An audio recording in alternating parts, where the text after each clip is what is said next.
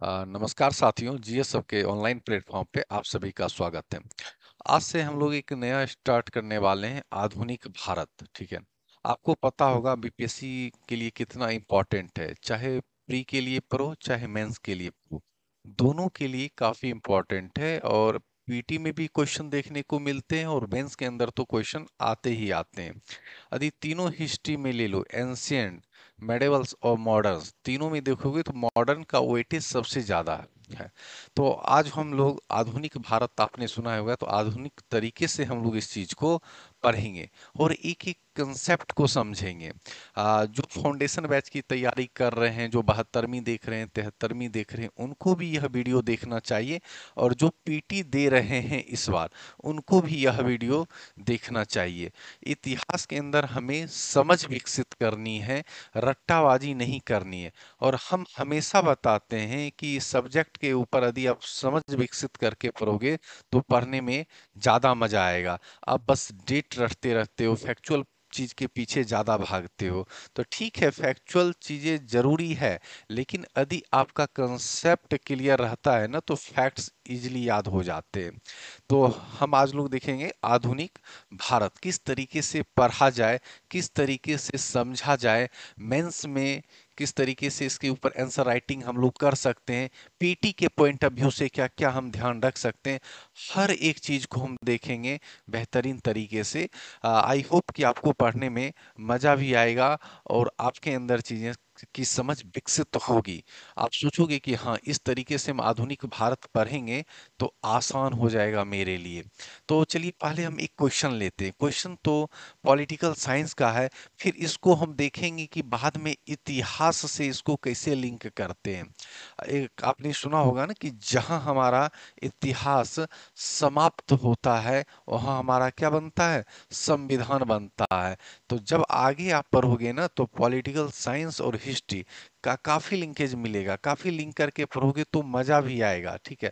और ह्यूमैनिटी का सब्जेक्ट ऐसा सब्जेक्ट है ना कि जितना आप डीपली पढ़ोगे उतनी चीजें आपकी मजबूत होते चली जाएगी और पढ़ने में मजा आएगा।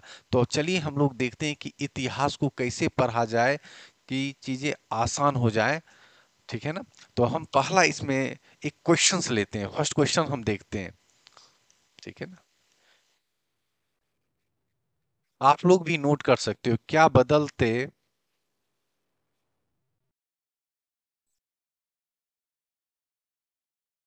परिवेश में, क्या आप लोग भी नोट कर सकते हो। ठीक है, क्या बदलते परिवेश में उच्च सदन, उच्च सदन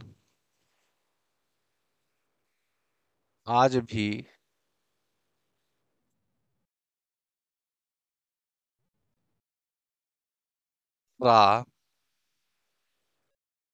प्रासंगिक है। अपनी कीजिए। ठीक है। अब हम इस क्वेश्चन को समझते हैं। यदि हम यूपीएससी बीपीएससी का एग्जाम दे रहे होते तो हम किस तरीके से इस क्वेश्चन को अप्रोच करते, कैसे हम देखते।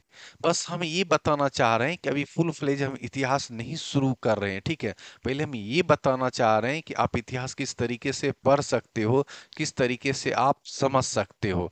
तो इसमें आप देखेंगे, इंग्लिश में भी हम क्वेश्चन बोल देते हैं, is the upper house still relevant in the changing environment, comment. ठीक है ना। तो यहाँ लास्ट वर्ड हमें समझना है, किस बात का जिक्र हो रहा है, टिप्पणी कीजिए। यदि लास्ट वर्ड आपको समझ में आ रही है तो क्वेश्चन आप अच्छे तरीके से टेकल कर लोगे।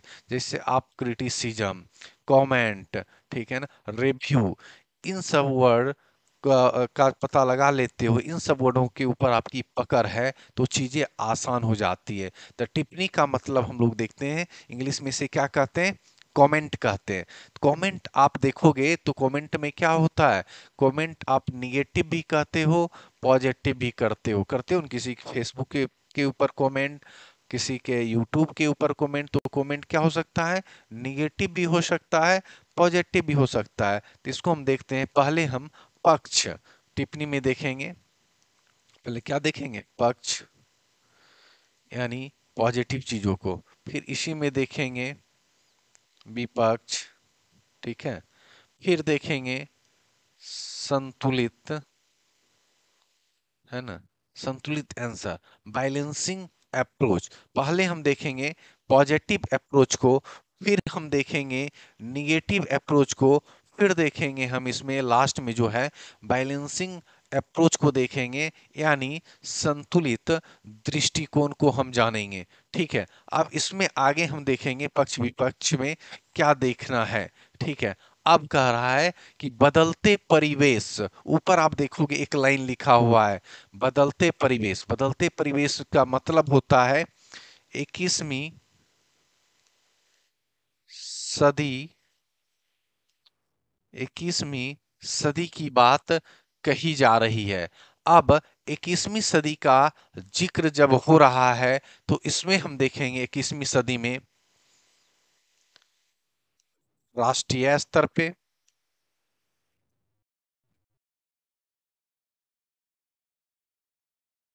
सेकंड जो देखेंगे अंतर राष्ट्रीय स्तर पे, यही है ना।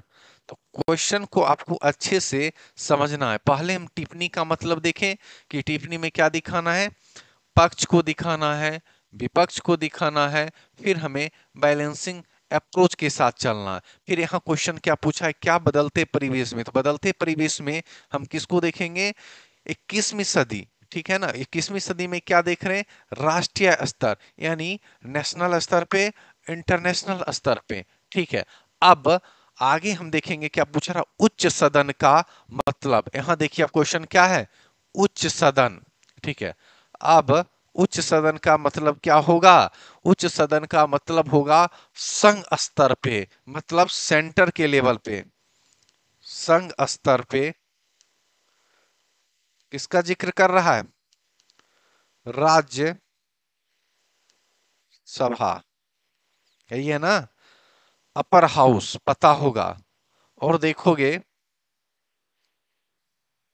ये संघ की बात, राज्य स्तर पे, राज्य स्तर पे किसकी बात कर रहा है, विधान परिषद। ठीक है, लेजिस्लेटिव काउंसिल की बात कर रहा है। और एक तरफ संघ स्तर पे देखोगे तो किसकी बात कर रहा है, राज्यसभा, यानी अपर हाउस। तो बताओ, इस तरीके से पढ़ोगी तो चीजें समझ में नहीं आएगी। क्वेश्चन फिर से आप एक बार पढ़ देते, क्या बदलते परिवेश में उच्च सदन आज भी प्रासंगिक है, टिप्पणी कीजिए। सबसे पहले मैंने टिप्पणी का अर्थ जाना कि उसमें क्या क्या लिखना है, पक्ष भी दिखाना है, विपक्ष भी दिखाना है, और बैलेंसिंग अप्रोच के साथ एंड करना है। फिर जैसे ही बदलते परिवेश आए तो 21 सेंचुरी के बारे में जिक्र किए, उसमें क्या जिक्र किए, राष्ट्रीय स्तर पर और अंतर्राष्ट्रीय स्तर पर। फिर जब उच्च सदन की बात आई तो हम संघ स्तर पे किसको देखेंगे, अपर हाउस, राज्यसभा की बात कही जा रही है। और राज्य स्तर पर किसकी बात कही जा रही है, विधान परिषद की। अब इसका सीधा सा डिफिनीशन देखते हैं, यानी कहा जा रहा है बदलते परिवेश अर्थात 21वीं शताब्दी में राष्ट्रीय स्तर पर बढ़ती जन जागरूकता और क्षेत्रीय दलों का बढ़ता महत्व एवं अंतर्राष्ट्रीय स्तर पर भूमंडलीकरण, उदारीकरण और निजीकरण के इस दौर में भारतीय संविधान में उल्लेखित संघ स्तर पर राज्यसभा और राज्य स्तर पर विधान परिषद भले ही कुछ अप्रासंगिकता हो, लेकिन यह आज भी प्रासंगिक है। बताओ, क्वेश्चन में ही सारा आंसर छुपा है या नहीं छुपा है, क्वेश्चन के अंदर ही सारा आंसर लिखा है। आपको बस समझ विकसित करनी है। यदि इस तरीके से समझ विकसित कर लेते हैं तो चीजें आसान हो जाएगी, चाहे वह मेंस के लिए हो, चाहे वह प्री के लिए हो। अब एक क्वेश्चन चलिए और लेते हैं, एक क्वेश्चन और हम लेते हैं, ठीक है, इसको मिटा देते हैं।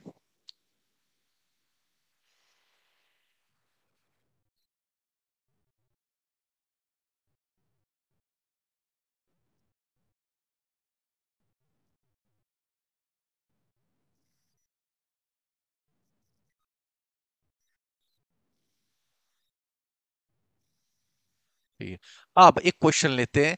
भारतीय राष्ट्रीय आंदोलन में गांधी जी की समीक्षा कीजिए। भारतीय, आप लोग भी नोट कर सकते हैं।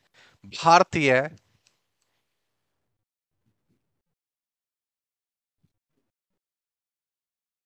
भारतीय राष्ट्रीय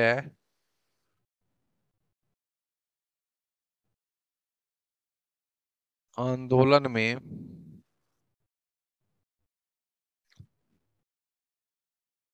गांधी जी की समीक्षा कीजिए।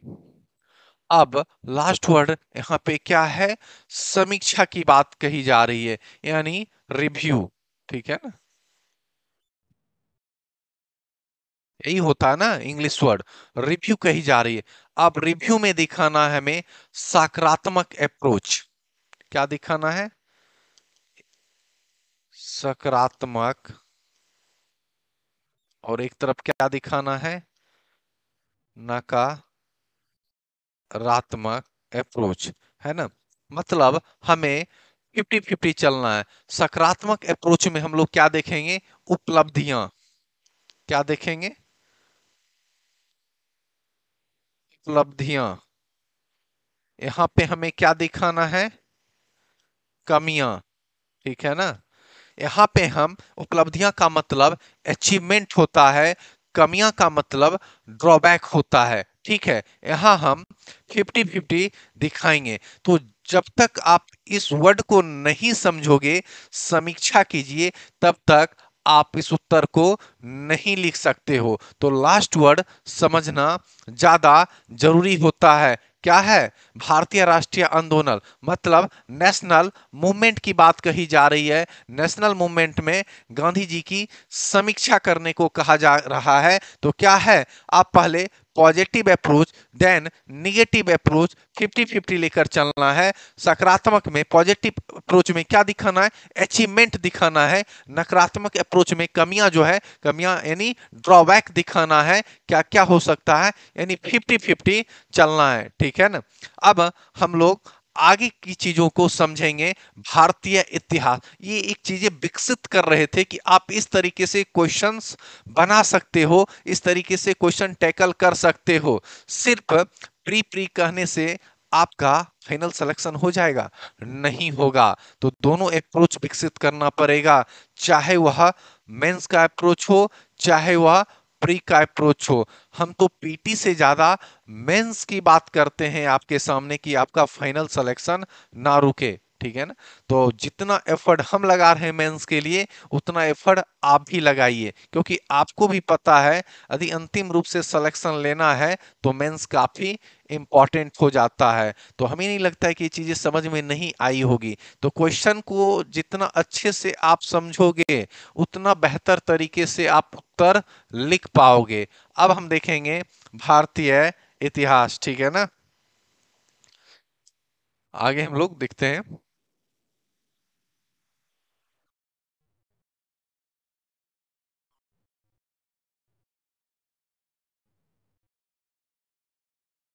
पूरी बहुत समझ विकसित हुई होगी मेंस को लेकर। आगे हम लोग चलते हैं, है ना। भारतीय इतिहास, अब देखोगे इतिहास में तीन खंड को हम लोग देखते हैं। पहला, प्राचीन। ठीक है ना।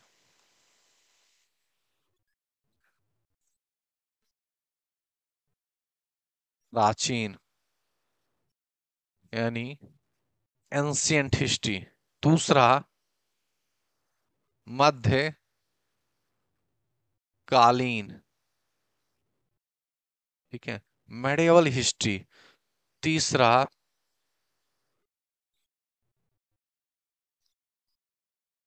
आधुनिक। ठीक है ना, मॉडर्न हिस्ट्री। यही तीनों तो हम पढ़ते हैं, प्राचीन, मध्यकालीन, आधुनिक। ठीक है। अब कहोगे इतिहास का विभाजन किस आधार पे किया गया? ठीक है। अब देखोगे अंग्रेजों के द्वारा जो भारतीय इतिहास का विभाजन जो किया गया था, उनमें किन किन चीजों का नाम दिया गया। पहला जो एंशियंट देखते हो, प्राचीन, इसे क्या बोला गया था? हिंदू काल। ठीक है, किसके द्वारा? अंग्रेजों के द्वारा हिंदू काल बोला गया। दूसरा जो आप देखते हो क्या है? मध्यकालीन, अंग्रेजों के द्वारा इसे बोला गया था मुस्लिम काल। तीसरा जो देखते हो आधुनिक भारत, इसे क्या बोला गया था? ब्रिटिशर्स काल। आपको पता होगा कि ब्रिटिशर्स का दबदबा मतलब राजनीति में कब आया, कब सुपरमेसी ऑफ पावर वहां से ले लिए, तो आपको पता होगा प्लासी युद्ध से। ठीक है ना? इसको आगे हम जिक्र करेंगे, जैसे जैसे इतिहास आगे जाएगी एक एक चीजों को अच्छे से समझाएंगे, कंसेप्ट बिल्डअप करते चलेंगे। ठीक है? और एक बात आप लोग याद रखो कि इतिहास कोई क्या है? धर्म विशेष का नहीं होता है। फिर कहोगे सर, फिर इतिहास का विभाजन का आधार क्या था, यही बता दीजिए। तो एक चीज हम बताते हैं क्या, एक चीज इसका सीधा सा बता देते हैं कि इतिहास का विभाजन किस आधार पर किया जाता है। जहां पर निरंतरता के साथ परिवर्तन व्यापक स्तर पर दिखाई दे, वहां इतिहास बदलता है।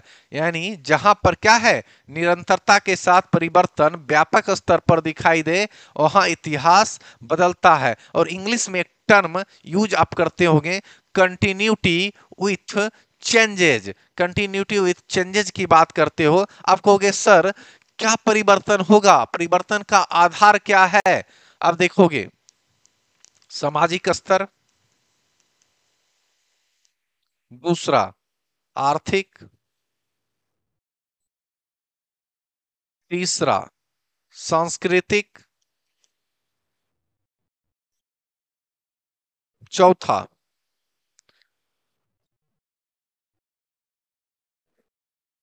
प्रशासनिक। ठीक है ना? यही होगा ना।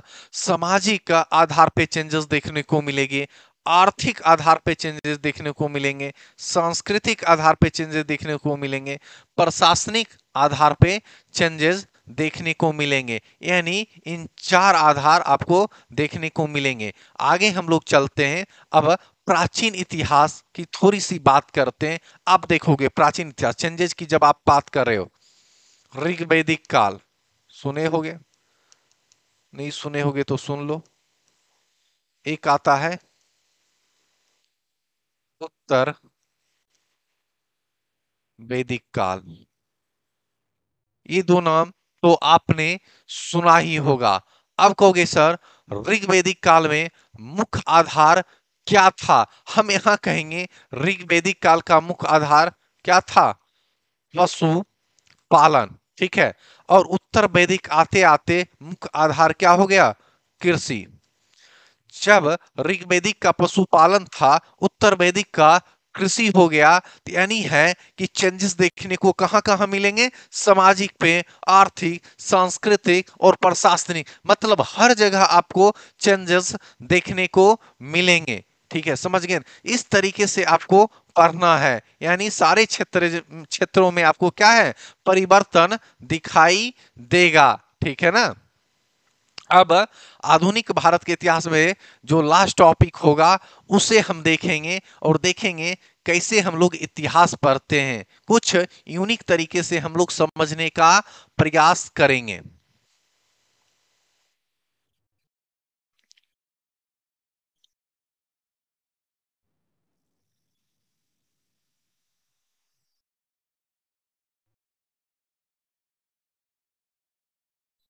आधुनिक भारत में अब हम लोग लास्ट से थोड़ा सा देखेंगे क्या क्या घटनाक्रम घटित हुआ, उसको हम कैसे समझ सकते हैं। सबसे पहले देखोगे भारत का विभाजन।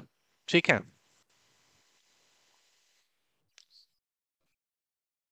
भारत का विभाजन। ठीक है? अब कहोगे सर भारत का विभाजन हुआ, भारत की आजादी भी हुई होगी।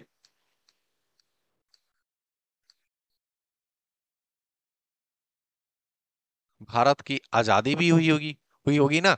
अब कहोगे सर भारत आजाद हुआ था, यानी पहले किसी का गुलाम था, भाई गुलाम होगा तभी तो आजाद हुआ होगा। तो पहले किसका गुलाम था? ब्रिटिश का, ठीक है, ब्रिटिश का गुलाम था, तो उपनिवेश के रूप में यूज किया गया, ब्रिटिश के द्वारा किया गया, ठीक है, कॉलोनी जिसको बोलते हैं, ठीक है, उपनिवेश के रूप में यूज किया गया। अब कहोगे सर यहाँ कोई कंपनी आई थी क्या, ब्रिटेन के द्वारा कोई कंपनी भेजी गई? जी हाँ, भेजी गई थी, ईस्ट इंडिया कंपनी। कब? 1600। आगे हम चीजों को समझाएंगे, आप परेशान ना हो, एक एक चीजों को हम समझाएंगे, ठीक है ना। 1600 में किसको भेजेगी थी? East India company. अब कहोगे सर ईस्ट इंडिया कंपनी आई, इससे पहले भी कोई कंपनी थी? जी हाँ, पुर्तगाली, ठीक है ना, पुर्तगाली कंपनी, ठीक है, आप समझे होगे। तो 1600 के अंदर जो कंपनी भेजी गई, आप देखोगे पहले क्या हुआ, व्यापारिक कंपनी के रूप में आई, और 1757 के बाद क्या होगी, पॉलिटिकल पावर बन गई भारत में। आपको पता होगा बहुत सारी कंपनियां यूरोप की आई, लेकिन ब्रिटिश अकेले सबको खदेड़ कर भगा दिया, ठीक है, ये आप समझ रहे होंगे।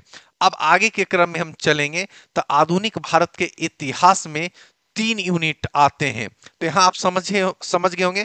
सबसे पहले भारत का विभाजन हुआ, भारत का विभाजन हुआ तो भारत की आजादी हुई, आजादी हुई तो इसका मतलब किसी ना किसी का गुलाम होगा। किसका गुलाम था? ब्रिटिश का, जो उपनिवेश के रूप में यूज कर रहा था। और वहां से एक कंपनी आई थी, ईस्ट इंडिया कंपनी, 1600 के अंतर्गत ईस्ट इंडिया कंपनी आई। उससे पहले भी कोई कंपनी थी, तो पुर्तगाली कंपनी थी। अब आधुनिक भारत के इतिहास में हम 3 यूनिट पढ़ेंगे।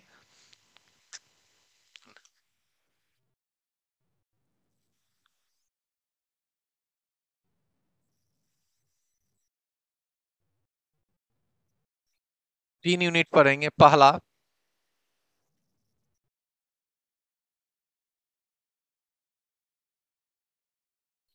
क्या देखेंगे? भारत में यूरोपीय कंपनी का आगमन। भारत में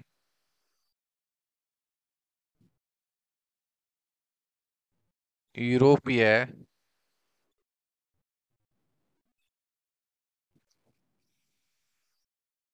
कंपनी का आगमन, ठीक है, इंग्लिश में क्या होगा? The entry of Europeans in India, ठीक है, आप लिखने का लिख सकते हो। सेकंड देखेंगे, उत्तरवर्ती मुगल शासक, यानी लेटर मुगल एम्पायर की बात कही जा रही है। तीसरा, 18वीं सदी का Bharat, India in 18th century. पहला है the entry of Europeans in India, second है लेटर मुगल एम्पायर, और तीसरा है इंडिया इन 18th सेंचुरी। मतलब यह 3 यूनिट हैं, ठीक है ना। ये 3 यूनिट को हम लोग अच्छे तरीके से पढ़ेंगे। अब आगे चलते हैं कि आगे हम किन किन चीजों पर ध्यान देंगे, किन किन चीजों। अब एक बात आप बताओ, क्या मतलब यूरोपियन ऐसे मतलब सोए हुए थे बस एकाएक उठकर आ गए? ऐसा तो नहीं था। कुछ ना कुछ परिस्थिति बनी होगी, जो वो भारत आए और समुद्री मार्ग के खोज किए थे। आपको पता होगा क्या परिस्थिति बनी थी। अब कहा जाता है कि भारत खोजा गया। क्या भारत गुम हुआ चीज है क्या जो खोजा गया? आप ये चीजें सोचो, भारत गुम हुआ चीज नहीं है ना। पहले भी यूरोपियन के साथ व्यापार भारत से चल रहे थे। एक परिस्थितियां ऐसी बनी जहां से क्या हुआ, स्थल मार्ग अवरुद्ध हो गया, टूट गया। मतलब वहां से क्या हुआ, संपर्क टूट गया। आपको डेट याद होगा, 1453, ठीक है ना। कस्तूनिया का पतन, ओटोमन साम्राज्य याद होगा, ठीक है, ओटोमन एम्पायर, ये आपको याद होगा, ठीक है। तो हम आगे समझने की कोशिश करते हैं। क्या यहां से आप लोग से 3 क्वेश्चन पूछते हैं, ठीक है ना। चलिए बताइए, 3 क्वेश्चन आप कमेंट बॉक्स में आंसर दीजिएगा। पहला, पार्थोलोमियो डियाज कौन थे? ठीक है। दूसरा, कोलंबस कौन थे? तीसरा, वास्को डिगामा कौन थे? आपको पता होगा दो देशों की दिलचस्पी बहुत ज्यादा थी रास्ता खोजने में, ठीक है ना। तो वो कौन से दो देश थे? एक पुर्तगाली थे, एक स्पेन थे। Two emerging power in the world, ठीक है। कौन थे? एक स्पेन, एक पुर्तगाली, ठीक है। तो आप बताइए बार्थोलोमियो डियाज कौन थे? आपको पता होगा, कैप ऑफ गुड होप्स का नाम आप सुने होंगे। अभी तो मैं बेसिक ओवरव्यू दे रहा हूं, आगे मैं मैप पे समझाऊंगा भी कि कहां से ये लोग आने का प्रयास किए थे। तो कैप ऑफ गुड होप्स के सॉदर्न पॉइंट पे बार्थोलोम्यूज डियाज पहुंचे थे, उसके आगे वो नहीं गए थे। और कोलंबस के बारे में बता दें कि कोलंबस क्या कहा कि मतलब दुनिया गोल है। वो किसकी खोज किए थे? अमेरिका की खोज। और उसी को वह भारत समझ बैठे थे। कब खोज किए थे? 1492 ईस्वी। वह डेट याद ही होगा। और वास्को डिगामा के बारे में बता दें, वह पहले ऐसे व्यक्ति थे जो कि समुद्री मार्ग से भारत आए थे। कहाँ पहुंचे थे? कालीकट बंदरगाह, ठीक है। उसको कोजीकट भी बोलते हैं, कोझिकोड भी बोलते हैं। किसकी मदद से आए थे? जमोरिन की मदद से, ठीक है। सॉरी, जमोरिन तो वहां राजा थे। और किसकी मदद से आए थे? एक नाविक था, और उसका नाम आप लोग बताइए। चलिए ठीक है, आप लोग कमेंट बॉक्स में इसका आंसर दीजिएगा। उनका नाम हम बता देते हैं, अब्दुल मजीद की सहायता से कहां पहुंचे थे? वह कोझिकोड पहुंचे थे, कालीकट बंदरगाह पहुंचे थे, और वहां उनका भव्य स्वागत किया गया था राजा जमोरीन के द्वारा। तो आगे के क्रम और हम अच्छे से समझेंगे कि किस तरीके से हमें इतिहास पे समझ विकसित करनी है, कैसे हमें पढ़ना है, चीजों का कंसेप्ट कैसे बिल्डअप करना है। एक एक चीजों को हम लोग बेहतरीन तरीके से पढ़ेंगे, ठीक है ना। तो आप घबराइए नहीं। आधुनिक भारत जितना आपको हार्ड लगता है, यदि आप अच्छे तरीके से पढ़िएगा तो उतना आसान हो जाएगा। बस कंसेप्ट बिल्डअप होना चाहिए। कहानी ही तो है, ठीक है। एक बार, दो बार, तीन बार में नहीं याद होगा, लेकिन कहानी को हमेशा समझते रहिएगा तो चीजें धीरे धीरे धीरे धीरे वह बिल्डअप हो जाएगी। तो अगले क्लास में हम लोग यूनिट शुरू करेंगे। क्या शुरू करेंगे? भारत में यूरोपियन कंपनियों का आगमन, इसको देखेंगे। और एक एक चीजों को हम लोग देखेंगे, क्या परिस्थिति बनी जो पुर्तगाली आए, डच आए, ब्रिटेन आए, फ्रांस आए। कुछ तो परिस्थितियां बनी होगी। भारत में ऐसा क्या देख लिए? क्या भारत सच में सोने की चिड़िया है, और सोने की चिड़िया वो लूटने आए थे, या अनजाने में कहीं घूमने आए थे, या मसाला का व्यापार करने आए थे? आखिर करने क्या भारत आए? एक एक चीजों को हम लोग विस्तार से अगले क्लास में समझने की कोशिश करेंगे। Thank you. नमस्कार साथियों, जीएस सबके ऑनलाइन प्लेटफॉर्म पे आप सभी का स्वागत है। आज से हम लोग एक नया स्टार्ट करने वाले हैं, आधुनिक भारत, ठीक है। आपको पता होगा बीपीएससी के लिए कितना इम्पोर्टेंट है, चाहे प्री के लिए पढ़ो चाहे मेंस के लिए पढ़ो, दोनों के लिए काफी इम्पोर्टेंट है। और पीटी में भी क्वेश्चन देखने को मिलते हैं, और मेंस के अंदर तो क्वेश्चन आते ही आते हैं। यदि तीनों हिस्ट्री में ले लो, एंशियंट, मेडिवल्स और मॉडर्न्स, तीनों में देखोगे तो मॉडर्न का वेटेज सबसे ज्यादा है।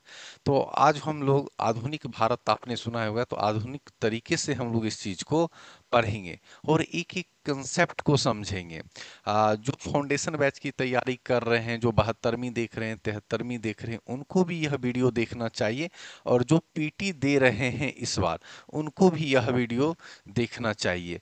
इतिहास के अंदर हमें समझ विकसित करनी है, रट्टाबाजी नहीं करनी है। और हम हमेशा बताते हैं कि सब्जेक्ट के ऊपर यदि आप समझ विकसित करके पढ़ोगे तो पढ़ने में ज्यादा मजा आएगा। आप बस डेट रटते रहते हो, फैक्चुअल चीज के पीछे ज्यादा भागते हो। तो ठीक है, फैक्चुअल चीजें जरूरी है, लेकिन यदि आपका कंसेप्ट क्लियर रहता है ना, तो फैक्ट्स इजीली याद हो जाते हैं। तो हम आज लोग देखेंगे आधुनिक भारत किस तरीके से पढ़ा जाए, किस तरीके से समझा जाए, मेंस में किस तरीके से इसके ऊपर आंसर राइटिंग हम लोग कर सकते हैं, पीटी के पॉइंट ऑफ व्यू से क्या क्या हम ध्यान रख सकते हैं। हर एक चीज को हम देखेंगे बेहतरीन तरीके से। आई होप कि आपको पढ़ने में मजा भी आएगा और आपके अंदर चीजें की समझ विकसित होगी। आप सोचोगे कि हाँ, इस तरीके से हम आधुनिक भारत पढ़ेंगे तो आसान हो जाएगा मेरे लिए। तो चलिए पहले हम एक क्वेश्चन लेते हैं। क्वेश्चन तो पॉलिटिकल साइंस का है, फिर इसको हम देखेंगे कि बाद में इतिहास से इसको कैसे लिंक करते हैं। एक आपने सुना होगा ना कि जहां हमारा इतिहास समाप्त होता है वहां हमारा क्या बनता है, संविधान बनता है।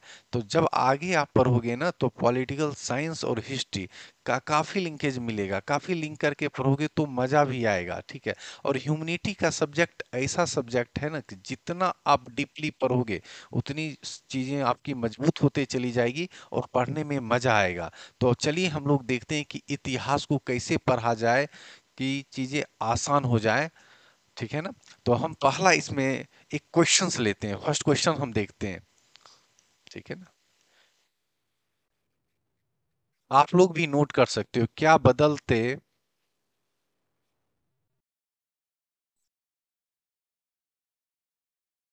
परिवेश में, क्या आप लोग भी नोट कर सकते हो, ठीक है, क्या बदलते परिवेश में उच्च सदन, उच्च सदन आज भी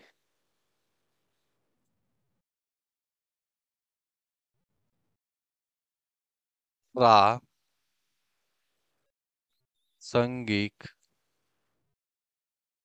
है।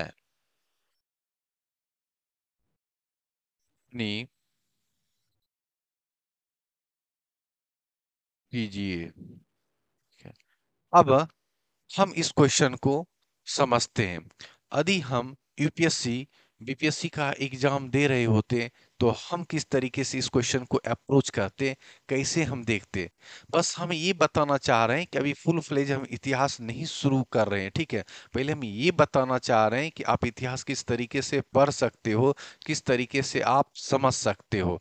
तो इसमें आप देखेंगे इंग्लिश में भी हम क्वेश्चन बोल देते हैं, is the upper house still relevant in the changing environment, comment, ठीक है ना। तो यहाँ लास्ट वर्ड हमें समझना है, किस बात का जिक्र हो रहा है, टिप्पणी कीजिए। यदि लास्ट वर्ड आपको समझ में आ रही है तो क्वेश्चन आप अच्छे तरीके से टेकल कर लोगे। जैसे आप क्रिटिसिज्म, कमेंट, ठीक है ना, रिव्यू, इन सब वर्ड का पता लगा लेते हो, इन सब वर्डों के ऊपर आपकी पकड़ है तो चीजें आसान हो जाती है। तो टिप्पणी का मतलब हम लोग देखते हैं इंग्लिश में से क्या कहते हैं, कमेंट कहते हैं। कमेंट आप देखोगे तो कमेंट में क्या होता है, कमेंट आप निगेटिव भी कहते हो, पॉजिटिव भी करते हो न, किसी के फेसबुक के ऊपर कमेंट, किसी के यूट्यूब के ऊपर कमेंट, तो कमेंट क्या हो सकता है, निगेटिव भी हो सकता है, पॉजिटिव भी हो सकता है। तो इसको हम देखते हैं, पहले हम पक्ष टिप्पणी में देखेंगे। पहले क्या देखेंगे, पक्ष यानी पॉजिटिव चीजों को, फिर इसी में देखेंगे विपक्ष, ठीक है, फिर देखेंगे संतुलित, है ना, संतुलित आंसर, बैलेंसिंग अप्रोच। पहले हम देखेंगे पॉजिटिव अप्रोच को, फिर हम देखेंगे निगेटिव अप्रोच को, फिर देखेंगे हम इसमें लास्ट में जो है बैलेंसिंग अप्रोच को देखेंगे, यानी संतुलित दृष्टिकोण को हम जानेंगे, ठीक है। अब इसमें आगे हम देखेंगे पक्ष विपक्ष में क्या देखना है, ठीक है। अब कह रहा है कि बदलते परिवेश, ऊपर आप देखोगे एक लाइन लिखा हुआ है, बदलते परिवेश। बदलते परिवेश का मतलब होता है 21वीं सदी, 21वीं सदी की बात कही जा रही है। अब 21वीं सदी का जिक्र जब हो रहा है तो इसमें हम देखेंगे 21वीं सदी में राष्ट्रीय स्तर पे,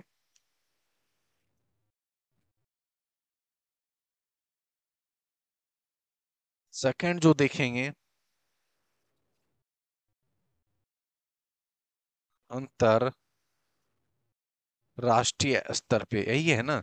तो क्वेश्चन को आपको अच्छे से समझना है। पहले हम टिप्पणी का मतलब देखें कि टिप्पणी में क्या दिखाना है, पक्ष को दिखाना है, विपक्ष को दिखाना है, फिर हमें बैलेंसिंग अप्रोच के साथ चलना है। फिर यहाँ क्वेश्चन क्या पूछा है, क्या बदलते परिवेश में, तो बदलते परिवेश में हम किसको देखेंगे, 21वीं सदी। ठीक है ना, 21वीं सदी में क्या देख रहे हैं, राष्ट्रीय स्तर यानी नेशनल स्तर पे, इंटरनेशनल स्तर पे। ठीक है। अब आगे हम देखेंगे क्या पूछ रहा, उच्च सदन का मतलब। यहां देखिए अब क्वेश्चन क्या है, उच्च सदन। ठीक है। अब उच्च सदन का मतलब क्या होगा, उच्च सदन का मतलब होगा संघ स्तर पे, मतलब सेंटर के लेवल पे, संघ स्तर पे। किसका जिक्र कर रहा है, राज्य सभा, यही है ना, अपर हाउस पता होगा। और देखोगे ये संघ की बात, राज्य स्तर पे, राज्य स्तर पे किसकी बात कर रहा है, विधान परिषद।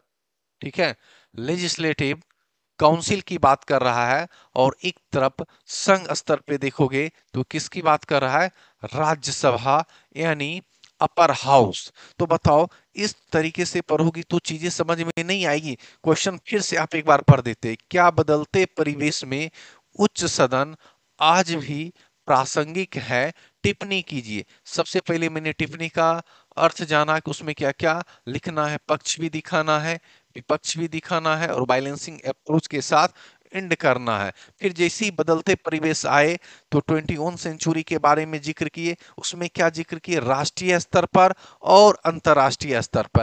फिर जब उच्च सदन की बात आई तो हम संघ स्तर पे किसको देखेंगे, अपर हाउस, राज्यसभा की बात कही जा रही है। और राज्य स्तर पर किसकी बात कही जा रही है, विधान परिषद की। अब इसका सीधा सा डिफिनीशन देखते हैं।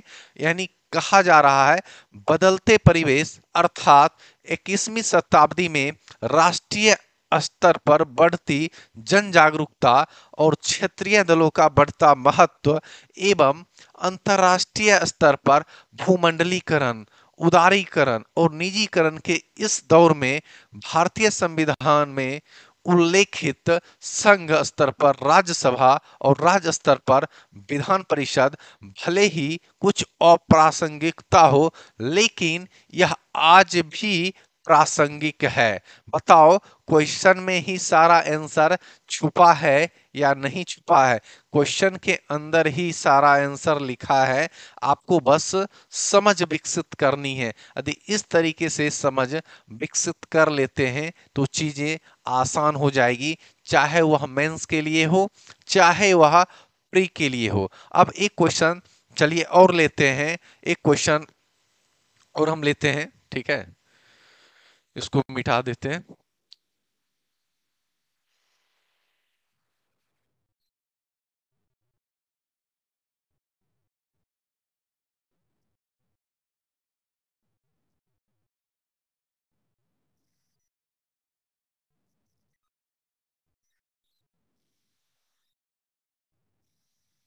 ठीक है, अब एक क्वेश्चन लेते हैं। भारतीय राष्ट्रीय आंदोलन में गांधी जी की समीक्षा कीजिए। भारतीय, आप लोग भी नोट कर सकते हैं, भारतीय,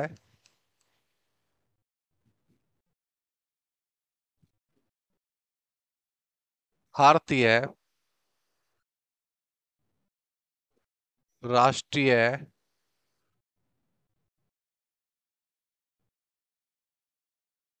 आंदोलन में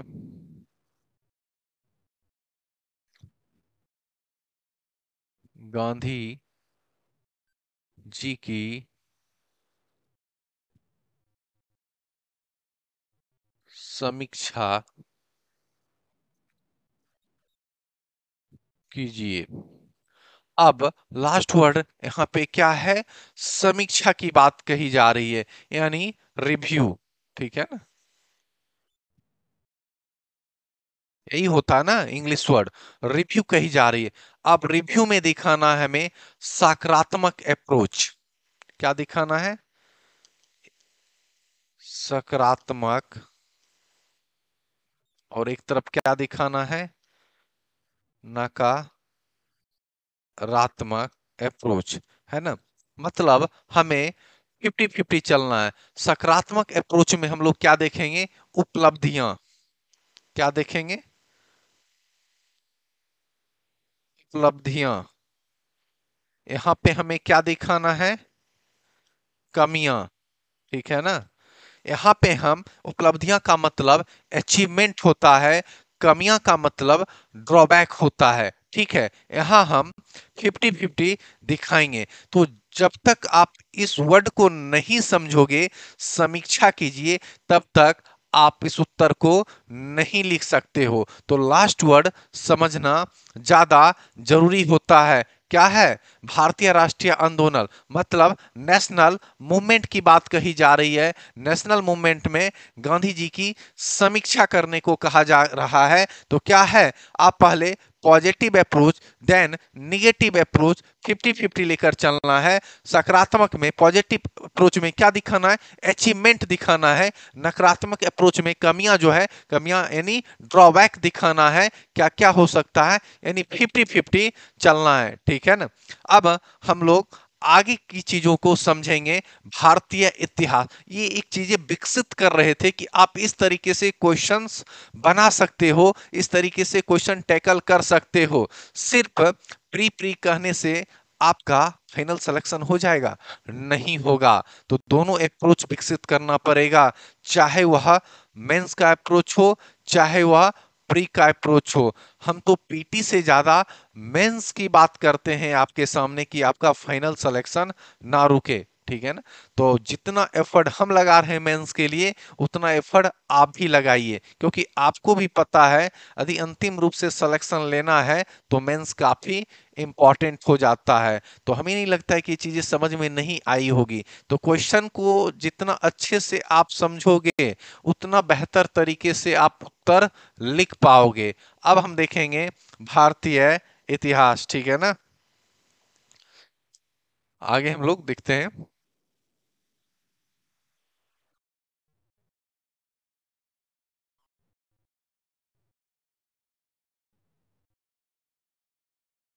थोड़ी बहुत तो समझ विकसित हुई होगी मेंस को लेकर। आगे हम लोग चलते हैं, है ना? भारतीय इतिहास। अब देखोगे, इतिहास में तीन खंड को हम लोग देखते हैं। पहला, प्राचीन। ठीक है ना?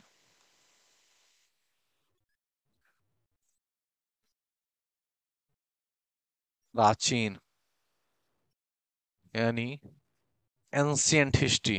दूसरा, मध्य कालीन। ठीक है, मेडिवल हिस्ट्री। तीसरा,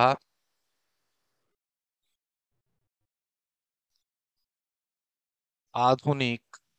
ठीक है ना? Modern history. यही तीनों तो हम पढ़ते हैं, प्राचीन, मध्यकालीन, आधुनिक। ठीक है? अब कहोगे इतिहास का विभाजन किस आधार पे किया गया? ठीक है, अब देखोगे अंग्रेजों के द्वारा जो भारतीय इतिहास का विभाजन जो किया गया था, उनमें किन किन चीजों का नाम दिया गया। पहला जो एंशियंट देखते हो, प्राचीन, इसे क्या बोला गया था? हिंदू काल। ठीक है, किसके द्वारा? अंग्रेजों के द्वारा हिंदू काल बोला गया। दूसरा जो आप देखते हो, क्या है? मध्यकालीन, अंग्रेजों के द्वारा इसे बोला गया था मुस्लिम काल। तीसरा जो देखते हो, आधुनिक भारत, इसे क्या बोला गया था? ब्रिटिशर्स काल। आपको पता होगा कि ब्रिटिशर्स का दबदबा, मतलब राजनीति में, कब आया, कब सुपरमेसी ऑफ पावर वहां से ले लिए, तो आपको पता होगा प्लासी युद्ध से। ठीक है ना? इसको आगे हम जिक्र करेंगे, जैसे जैसे इतिहास आगे जाएगी, एक एक चीजों को अच्छे से समझाएंगे, कंसेप्ट बिल्डअप करते चलेंगे। ठीक है? और एक बात आप लोग याद रखो कि इतिहास कोई क्या है, धर्म विशेष का नहीं होता है। फिर कहोगे सर, फिर इतिहास का विभाजन का आधार क्या था, यही बता दीजिए। तो एक चीज हम बताते हैं। क्या? एक चीज इसका सीधा सा बता देते कि इतिहास का विभाजन किस आधार पर किया जाता है। जहां पर निरंतरता के साथ परिवर्तन व्यापक स्तर पर व्यापक स्तर पर दिखाई दे, वहां इतिहास बदलता है। यानी जहां पर क्या है, निरंतरता के साथ परिवर्तन व्यापक स्तर पर दिखाई दे, वहां इतिहास बदलता है। और इंग्लिश में एक टर्म यूज आप करते होंगे, continuity with changes. Continuity with changes की बात करते हो, आप कहोगे सर क्या परिवर्तन होगा, परिवर्तन का आधार क्या है। आप देखोगे सामाजिक स्तर, दूसरा आर्थिक, तीसरा सांस्कृतिक, चौथा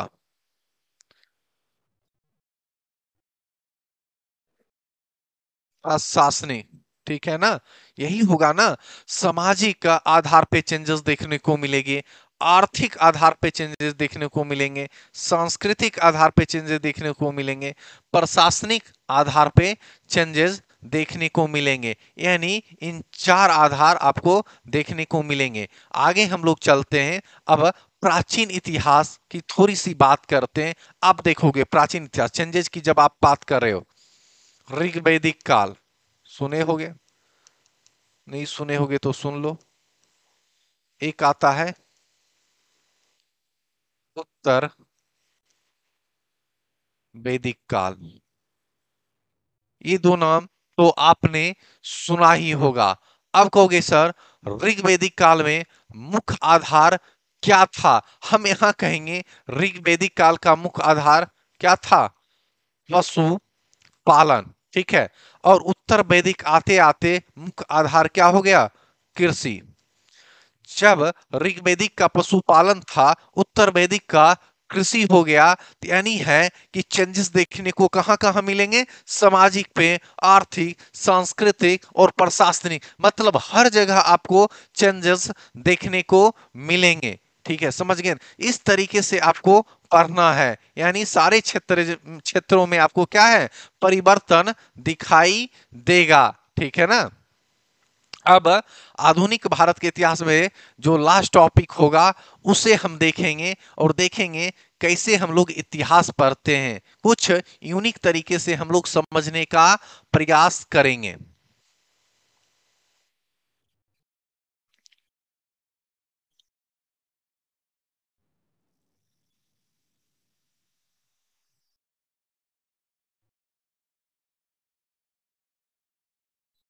आधुनिक भारत में अब हम लोग लास्ट से थोड़ा सा देखेंगे क्या क्या घटनाक्रम घटित हुआ, उसको हम कैसे समझ सकते हैं। सबसे पहले देखोगे भारत का विभाजन। ठीक है,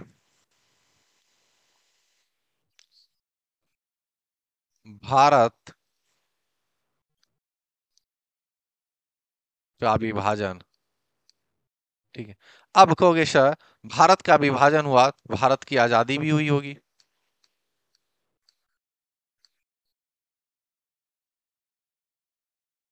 भारत की आजादी भी हुई होगी ना। अब कहोगे सर भारत आजाद हुआ था, यानी पहले किसी का गुलाम था, भाई गुलाम होगा तभी तो आजाद हुआ होगा। तो पहले किसका गुलाम था, ब्रिटिश का। ठीक है, ब्रिटिश का गुलाम था, तो उपनिवेश के रूप में यूज किया गया, ब्रिटिश के द्वारा किया गया। ठीक है, कॉलोनी जिसको बोलते हैं। ठीक है, उपनिवेश के रूप में यूज किया गया। अब कहोगे सर यहाँ कोई कंपनी आई थी क्या, ब्रिटेन के द्वारा कोई कंपनी भेजी गई, जी हाँ भेजी गई थी, ईस्ट इंडिया कंपनी। कब, 1600। आगे हम चीजों को समझाएंगे, ऑपरेशन ना हो, एक एक चीजों को हम समझाएंगे। ठीक है ना। 1600 में किसको भेजेगी थी, ईस्ट इंडिया कंपनी। अब कहोगे सर ईस्ट इंडिया कंपनी आई, इससे पहले भी कोई कंपनी थी, जी हाँ पुर्तगाली। ठीक है ना, पुर्तगाली कंपनी। ठीक है, आप समझे होगे।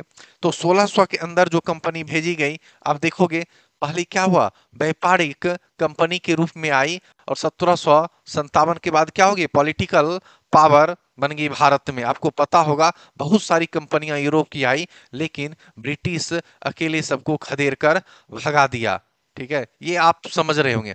अब आगे के क्रम में हम चलेंगे तो आधुनिक भारत के इतिहास में 3 यूनिट आते हैं। तो यहां आप समझ गए होंगे। सबसे पहले भारत का विभाजन हुआ। भारत का विभाजन हुआ तो भारत की आजादी हुई। आजादी हुई तो इसका मतलब किसी ना किसी का गुलाम होगा। किसका गुलाम था? ब्रिटिश का, जो उपनिवेश के रूप में यूज कर रहा था। और वहां से एक कंपनी आई थी, ईस्ट इंडिया कंपनी, 1600 के अंतर्गत ईस्ट इंडिया कंपनी आई। उससे पहले भी कोई कंपनी थी तो पुर्तगाली कंपनी थी। अब आधुनिक भारत के इतिहास में हम 3 यूनिट पढ़ेंगे।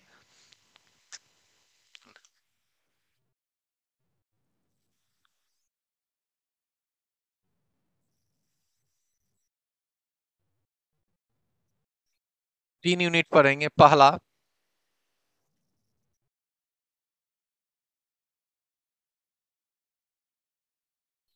क्या देखेंगे? भारत में यूरोपीय कंपनी का आगमन। भारत में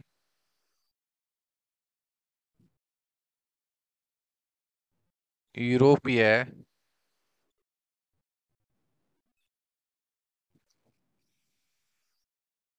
कंपनी का